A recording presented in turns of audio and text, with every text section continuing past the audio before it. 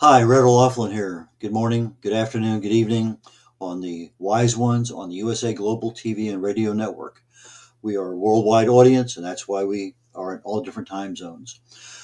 Today, Dr. Feliks Kravets will be joining me. He is an expert, super expert on cybersecurity. Has a doctorate, and he works in this field all the time. I was amazed when I had a conversation with him as part of a networking event. I said, "Hey, doctor, we need to get together and chat some more," and we did. And it was just an amazing conversation. So I said, "Doctor, you really need to be on the show." And so, anyway, here we are today. Dr. Feliks Kravets, and he is a cybersecurity guy who's going to tell you what you need to know. So please join us, Doctor. Hi, thank you for introduction. Right, great to see you. Great to hear everyone. And my name is Dr. Felix Kravets. I'm founder and main coach of the company called CyberSecurityEasy. Even though it's called cybersecurity, we actually offer the social engineering training. So with specifically that respect, we help people and businesses to be more educated on specifically on a social engineering part of the cybersecurity, which is a human factor. Okay, why don't we talk first off? We'll get into social engineering here in just a second. But cybersecurity, that's something we hear all the time. This company was hacked, whatever. Just kind of give me a 1 minute description of why cybersecurity is important and just in general, how does it affect people? Sure, sure. It's a great question. Thank you for asking.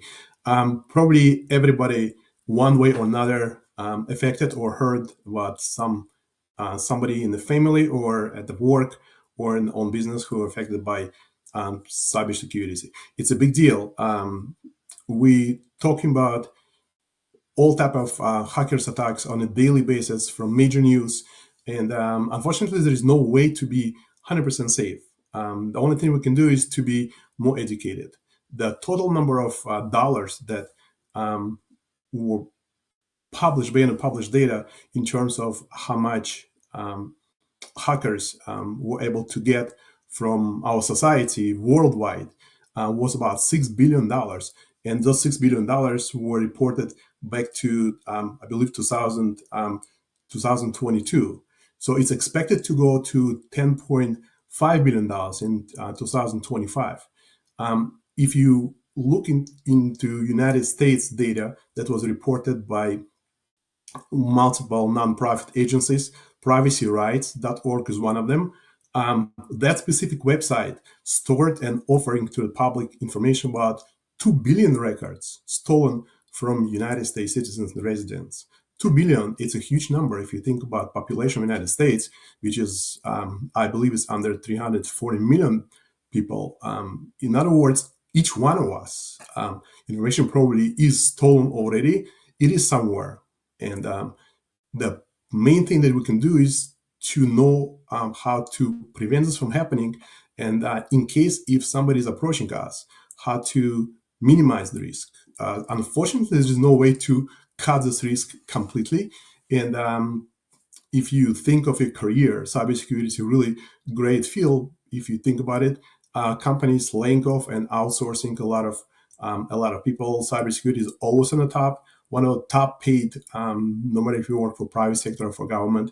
And it's a great thing that we need for every company, for every team.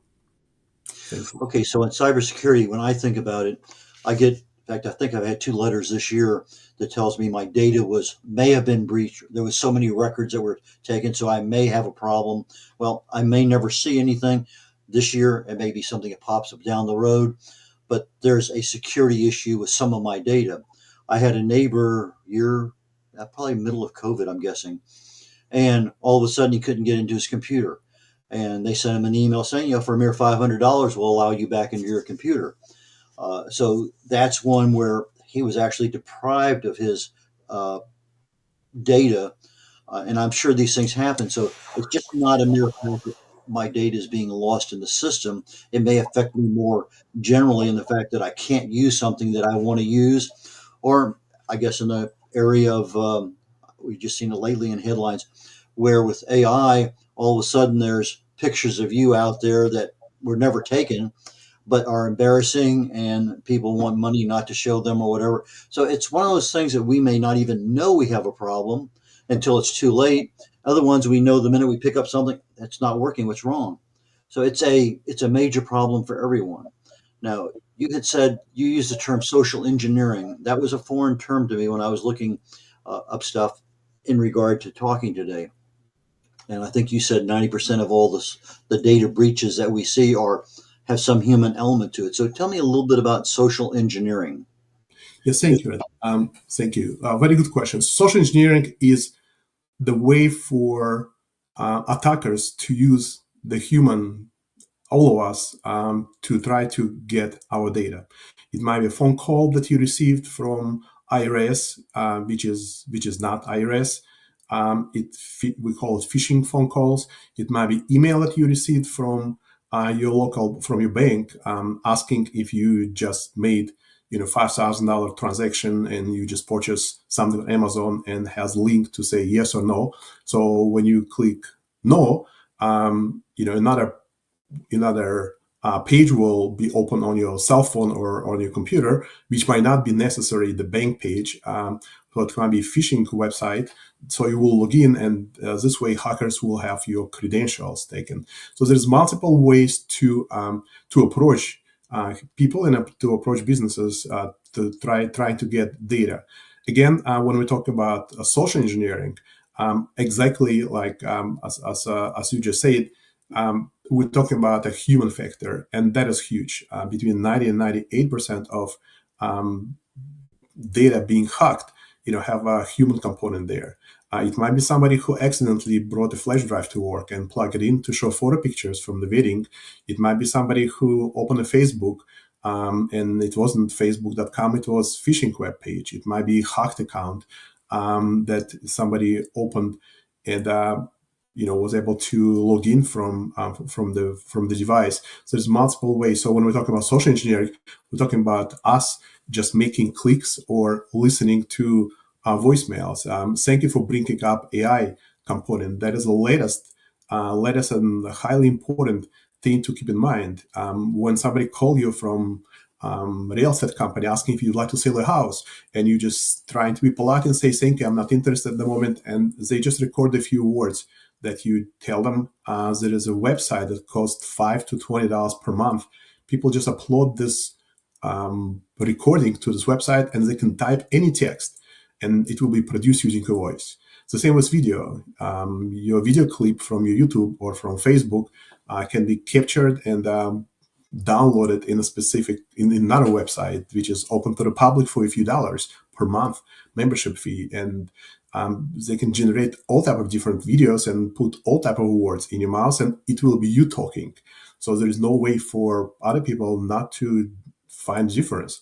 So we live in a world where the only way to be safer is to utilize zero trust approach, and it's a known concept, and we also try to push it further for everyone to be aware of it. So no matter who talk to you, zero trust approach should be default before you will share information or take any actions. Okay, now I think you mentioned the term phishing, and that was one of the ones I used in marketing us for today. Phishing with an F means one thing, phishing with a PH means something totally different. Now, I get emails, I'm going to say at least once a month. It used to be from that Nigerian bank that has 5 million bucks in it, and I need to, anyway. But they're more subtle nowadays. I get something and it says Bank of America, but it's not from a bankofamerica.com. But now the more sophisticated ones that I've seen being advertised on social media is that they will use the Cyrillic and the Roman letter A and just change it. I mean, it looks exactly what it is. And so you're, well, that's from a Bank of America. Well, no, the A is not a Roman letter. It's a Cyrillic letter, and it's really not a bankofamerica.com. And so they're getting very sophisticated. We think we know what they are, but they're not. Are there Yes. anything else in email phishing that we really should be aware of right now? Yes, thank you. Very good question. And we all have emails. We all have emails. We all have cell phones with text messages. And I believe over 95% of Americans having smartphones nowadays. So we all basically target for people to be able to email us and to text us. In terms of emails, the red flags, they have to have your first and last name. So if it's dear sir, or madam, it's a first red flag. You have to look at the details of where the email came from. So some email providers, if you click more details, will show you actual path of the server where it's coming from. So instead of Bank of America, it might say Felix at gmail.com, and you will see it's coming actually from gmail.com. But the best way, instead of going to all this technical stuff, just to call to your bank, just a zero trust approach. If, as I mentioned before, just remember, I put it in the front of my relatives on a wall saying zero trust. No matter what it is, no matter how great it is, you look at a wall in front of the computer and you see zero trust. So no matter how scary it is, you just have to call to the bank and just not to reply. People call from Chase Bank to me and saying, your account was hacked, and they sound very legitimate and saying my ID is 357B. I'm operator Nancy, and I'm saying, with all my respect, Nancy, let me call back to the main number. You just pull your business card, pull your credit card, and look in the back, call main number, Google this number, and call them and ask them for loss prevention and talk to them. So my 2 cents would be, no matter how great it is, no matter how decent it looks like, just to ignore it, take it. Don't just throw this message in the recycle bin. Just look it up, and if you want to be on the safe side, you initiate a phone call and you call to this bank and you check. Okay, now you mentioned voice a moment ago. With AI, you have no idea whether that's your daughter talking on the phone or not. But So, with emails, there are a lot of hints and clues that it's probably bogus. Is there a clue or some kind of hint that a voice message may be not what we think it is? yes, and of course, this is a great question. So the main thing is, the AI is not yet so sophisticated to be able to answer your questions. So except if there is a studio, and if there, in case if except if this is really targeted group of highly professional hackers who trying to get specifically somebody,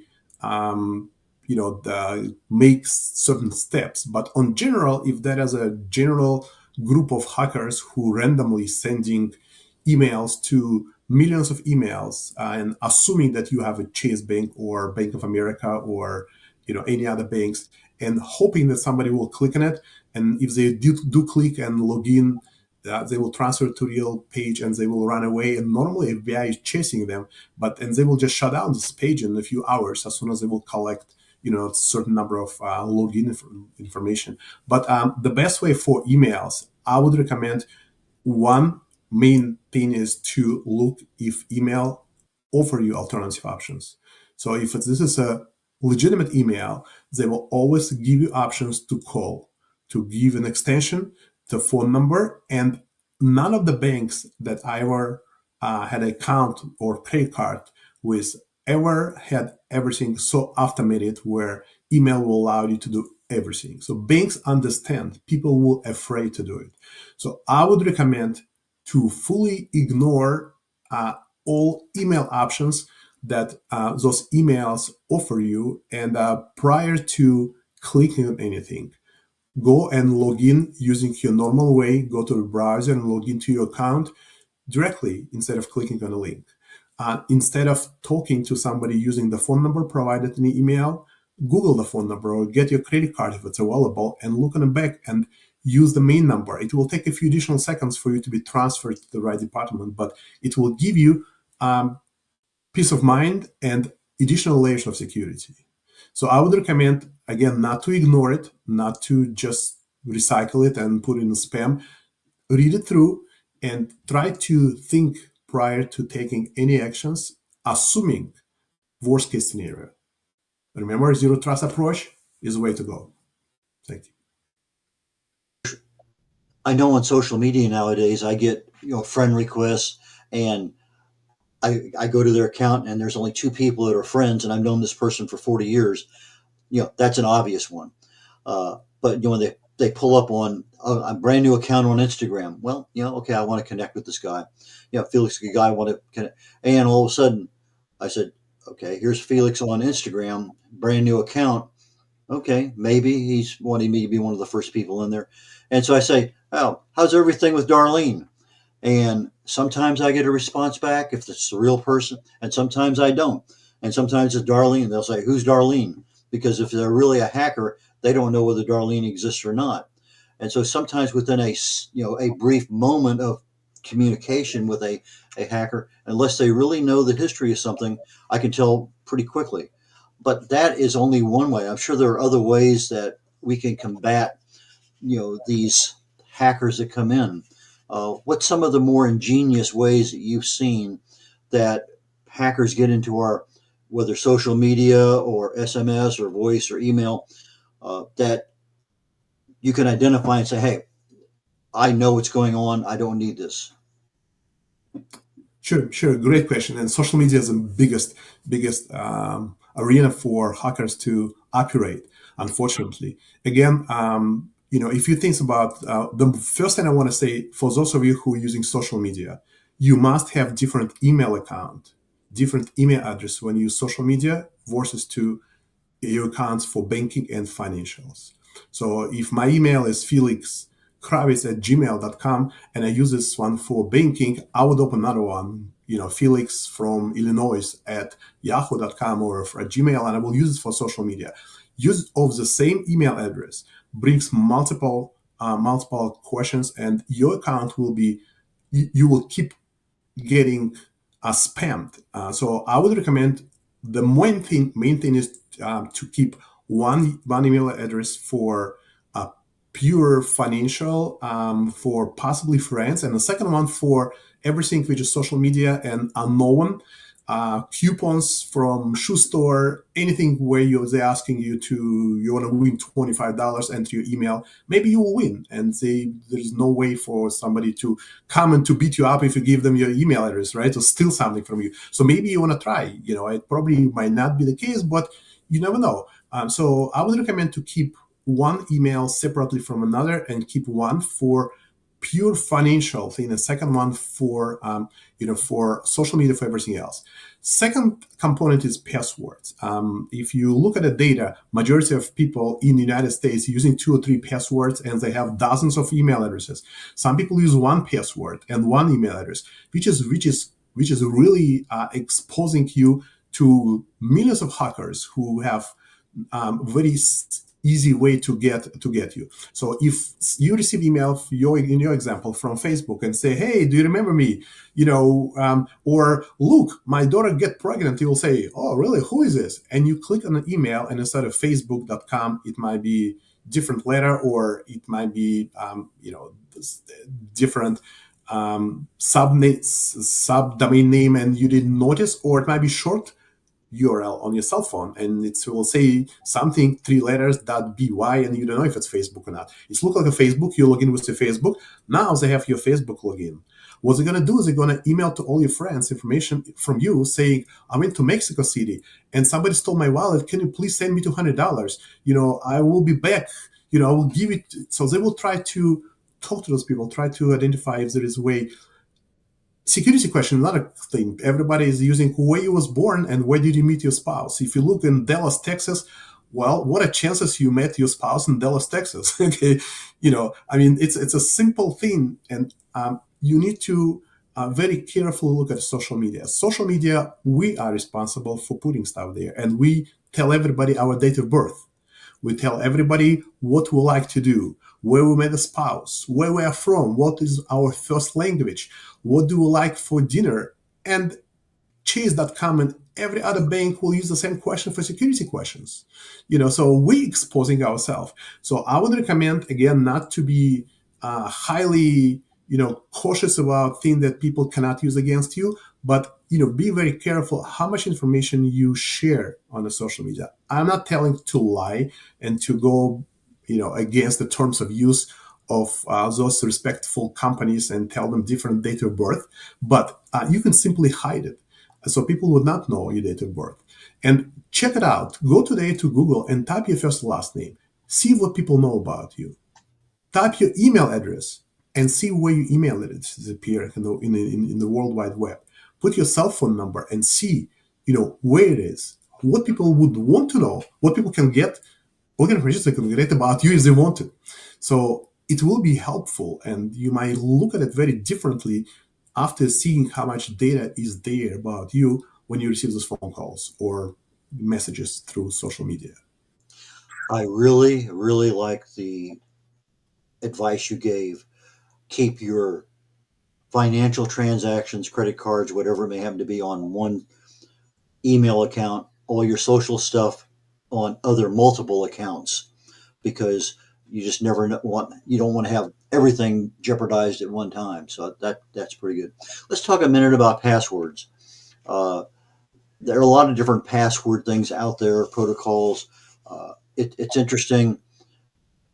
I think on Windows 11 they want you a 4-digit number PIN, which I think is kind of crazy, because on Windows 10, I can put in all sorts of stuff with special characters. I thought that was a major decrease in my security on just Windows. Why would somebody like Windows just want a 4-digit number for a PIN to get into the system? That to me is crazy. So let's talk a little bit about passwords. What we all know, password is the worst one. 123 ABC, whatever it may have to be. Have something. Me personally, I use Czechoslovakian and Japanese primarily as my passwords. I have normal things in there that I add special characters to, and not dates that are applicable to me, but dates that mean something to me in regard to something I've read or whatever else. So I try to keep them as weird as possible. Yes. But for passwords, uh, let's say you have a brand new client and they were hacked, and what do you tell them about passwords? So I just wanted to prevent, and thank you for asking this question. Really great, and I feel the same way. I believe that using different language might be the best way to do it. Unfortunately, it's not. So there's a software which is working really fast, which people developed, which will try to open all your accounts using the dictionaries. So every word in a dictionary is there, and it will take minutes to try to plug in the entire dictionary of the English words into specific spot trying to open an account. And the same is Japanese. I'm not 100% sure, but I what I'm sure about is there is a Japanese hackers and Chechen hackers, and the hackers from Russia, from China, from Canada, from Chicago, from everywhere in the world. So there is unfortunately hackers everywhere. So any word that you have, no matter what language it is a easy target for the software to plug in those words and to access your account. So if you Google 500 the most useful passwords, or 1,000 the most useful passwords, or 100 the most useful passwords, this is just the top of the iceberg. There is a much more sophisticated programs which will use dictionary of multiple languages to open it, to try to open it. So I would recommend two things in terms of passwords. One, not to use any words which wouldn't be considered a word in any languages. So if you use English language, not to use the word Chicago, but to use CHI and put inside maybe the year where you was born or the month where you was born, and after this put number sign or percentage and put specific numbers at the end. So this way the dictionary will not be able to make it. There's a website called How Secure Is My Password. I believe it's moved to secure.org, but if you Google How Secure Is My Password, that is a publicly again, that will transfer to a different website, but you can plug in the passwords and you can see how many seconds it will take to open your account. And you will be amazed, the also sophisticated password that we're using might take 2-3 minutes, a few seconds, a few days. So if you're okay with it, you can use 1 2 3 4 5 for I love you, or 1 2 3 1 2 3 4 5 6. Again, even if we have password protection and we're highly sophisticated, please remember the companies can also be hacked and the servers can be hacked. And we're talking about, I just was reading today and I made a list of top companies mirrored 2018, 383 million accounts were hacked. More than population of the United States. Facebook, 420 million, more than population of the United States. Yahoo, 0.5 billion accounts were hacked 2016. More than population of the United States, much more. So we're talking about possibility of the entire company being hacked. No matter how sophisticated is your password, there's still possibility for hackers to go to the back door and still hack it. But for us, when I pick passwords, I would recommend two things. One, to have it highly complicated password where there is no full word that will say Chicago or Miami or Dallas, and just to insert it, something in between that people cannot figure out, and put a few characters at the end and put some numbers. And I know you have to change it. Don't use the same password everywhere. Use different ones. It's a headache. I would not recommend, to, with all my respect to major corporations offering safety of passwords, I would not give anybody my own passwords, because if they get hacked, you know? So I would keep my passwords in the front on a piece of paper, old-fashioned way, and I would change those passwords maybe inside of your long, complicated password. Choose one letter or one number and keep changing this. So if you log in somewhere and password doesn't work, so instead of CHI 335, whatever end of Chicago number 26, maybe I will try 36. Doesn't work? 46. Doesn't work? 66. This way, the password might stay the same, but for people you will not be able to figure out how to break it, how to guess it. Okay, if you're saying Felix 123, well, people can try 456, or they will see the how you think. But if you confuse them and keep changing the passwords, that is the best way to go. Okay, so when these hackers use a dictionary, it not only takes the word Chicago, but it'll have a capital C and lowercase, Yes, capital sir. CH and lower. So it runs through all the capitalizations and everything else. Yes, Okay, sir. I just wanted to get clarified on that. We're getting down to the end of the show. You have a lot of services you offer. What's a good client for you? How do they get in touch with you? And what value do you provide? Thank you. Thank you for bringing this up. So we run a company called CyberSecurityEasy. And it's not, I know it's not easy, but we're just trying to make it more compelling to clients. We help a few different groups. One is the seniors. Their biggest target based on FBI data published recently. Seniors in the United States is a major, biggest target for hackers, and phone calls, emails, texting. You call it voice-based messages, the cloning of voice and pictures. We're also offering after-school program for middle schools and school districts. The middle schoolers nowadays is also a major target. By everybody has cell phones nowadays. We have a child who he was 3.5 going to first preschool or kindergarten. They get iPad. They don't know, he was still in diapers, but using iPad. So now with technology, all those children, unfortunately, is the biggest target, and FBI is monitoring and publishing these crazy numbers of hackers, pointing and targeting children. We offer services to insurance companies, offering cyber insurance to clients. It's always great to be able to help people before they break legs, and to prevent this from happening, and prevent insurance companies from paying all those crazy amount of dollars due to data breaches. We coming to different keynote speaker events and talking to the public about cyber safety and on what they need to know in terms of cyber safety. So anything else we do not offer in terms of social engineering, we still be able to help. Please contact us, and our website is cybersecurityeasy.com. Thank you.